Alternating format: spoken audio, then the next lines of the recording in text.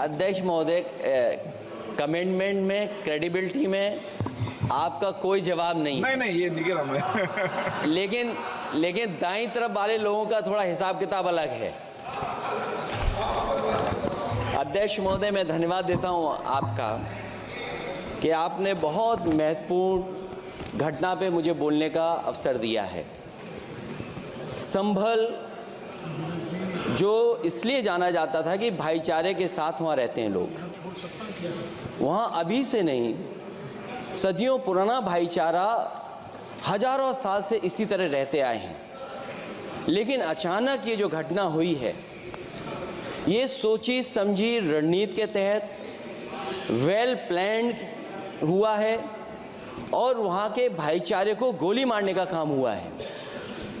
जो घटना हुई है वो सोची समझी साजिश है।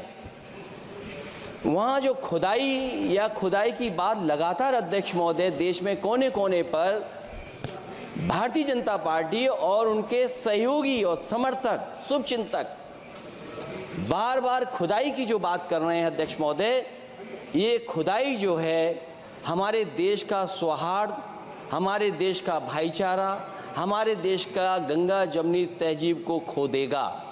मैं आपका धन्यवाद इसलिए भी देता हूं कि इस महत्वपूर्ण जो साजिश हुई, और वो साजिश सोची समझी इसलिए मैं बोल रहा हूं। उत्तर प्रदेश का चुनाव था, पहले 13 तारीख को चुनाव होना था और 13 तारीख के चुनाव को उन्होंने बढ़ा करके 20 तारीख कर दिया।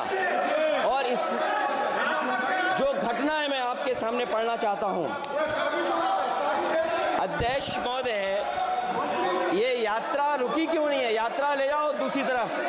अध्यक्ष महोदय, संभल की शाही जामा मस्जिद के खिलाफ 19/11/2024 को सिविल जज सीनियर डिवीजन छंदौसी संभल में एक याचिका डाली गई। कोर्ट ने दूसरे पक्ष को, अध्यक्ष महोदय सुनिए, ये सुनना चाहिए, हम यूं ही नहीं कहते थे। आप तो संक्षिप्त में बोले।